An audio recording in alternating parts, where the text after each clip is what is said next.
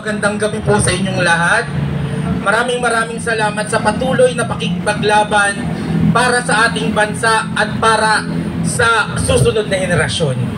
Nagpapasalamat ako sa mga kasama natin na si Sir June sa Visayas pa, sa Mindanao, nandyan naman sila Iyo at si Paolo. So Luzon, Visayas, Mindanao ay may representante ngayon dito sa Aguinaldo. At kayo po na mga dumadaan, magandang gabi po sa inyong lahat at sa lahat ng mga nandito, mga kapulisan, mga militar. Kayo po ay inaanyayahan namin na samahan kami sa laban kontra sa korupsyon. Kasi sa ginagawa po sa atin ngayon ng ating gobyerno, hindi po ito mangyayari ang korupsyon na to kung hindi nagkakampihan ang executive at ang legislative. Kahit anong gawin ng legislative na korupsyon, kung binabantayan ng maayos ng executive and vice versa, hindi ito mangyayari. Nandyan po ang DPWH, sila po ang nagmo-monitor ng dapat na ginagawa ng mga kontraktor. Kaya po natin sila pinabayaran, kaya po natin sila linagay sa kapangyarihan ay para sila ang magbantay na hindi kinukurap ang ating pera. Binabayaran na natin sila para gawin ang trabaho nila. Ngayon, sila mismo ang gumagawa niyan, kaya nadodoble ang ating trabaho. Ngayon, kailangan natin silang bantayan na dapat sila ang gumagawa niyan. Mga kababayan, nung isang araw, may lumapit sa akin na 14 years old. Ang sabi sa akin, "Kuya, pwede bang sumali sa rally kahit bata pa?" 14 years old, sabi ko, "Nagpaalam ka ba sa magulang mo?" Sabi niya, "Kasi nakakagalit na." Nakakahiya po, nakakahiya talaga na yung bata pa ang kailangan makipaglaban para sa ating mga matatanda.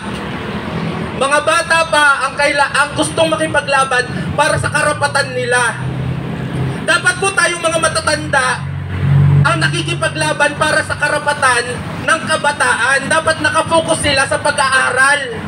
Ang problema, imbes na nag-aaral sila ng mabuti, ay kailangan nilang sumuong sa baha para lang makapag-aral. Habang ang mga anak nitong mga kurap na mga taong ito ay nasa ibang bansa at nasa mabuting kalagayan, gumagastos ng daang libo sa isang pagkain lamang, habang yung mga anak ng mga ordinaryong Pilipino ay hirap na hirap araw-araw para hanapin kung saan kukuha ng pambaon. Ang mga anak, mga apo nyo po ang ninanakawan dito. Hindi pa man sila nakakatapos ng pag-aaral ay lubog na sila sa utang, lubog pa sila sa baha. Mga kababayan, samahan po natin ang mga tao na nandito ngayon na araw-araw ay nakikipaglaban para sa atin. Ang mga bansa po na nakita natin na nananalo sa laban sa korupsyon, Indonesia, Cambodia, South Korea, hindi po sila niligtas ng ibang bansa.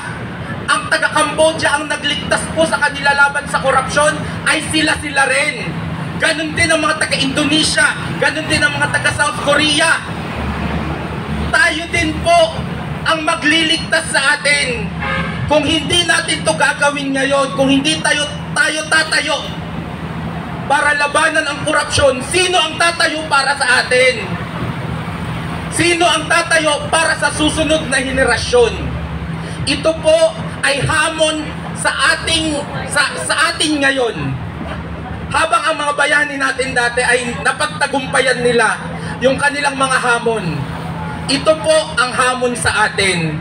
Naintindihan ko yung iba hindi makatigil sa pagtatrabaho. Magtrabaho lang po kayo kasi marami pa po tayong papakaining mga anak ng politiko. 'Di ba? Marami pa tayong ipapatayo na mga bahay ng politiko. Marami pa tayong bibilhin na mga sasakyan nila. Pero kung ayaw nyo nang magtrabaho para sa kanila, Kasi ang nangyayari, sila dapat ang public servant eh. Sila dapat ang nagtatrabaho para sa atin. Pero ang nangyayari, para silang mga hari at reyna na sila na ang nakikinabang sa buwis natin, sila pa ang may kapangyarihan para kurapin tayo. Mga kababayan, kung hindi tayo tatayo, kung hindi tayo lalaban ngayon, kailan? Kapag ubos na ang pera ng bansa? Kailan? Kapag kumakain na ng lupa yung mga anak nyo? Mga kababayan, kung hindi natin haharapin ng nakatayo ang laban natin ngayon, ang susunod na henerasyon ang magsasuffer. So ngayon, maraming salamat po ulit sa inyong lahat. At sana ituloy-tuloy natin ang laban hanggat walang nananagot, hanggat walang napaparusahan. Tatayo tayo at lalaban. Maraming salamat po.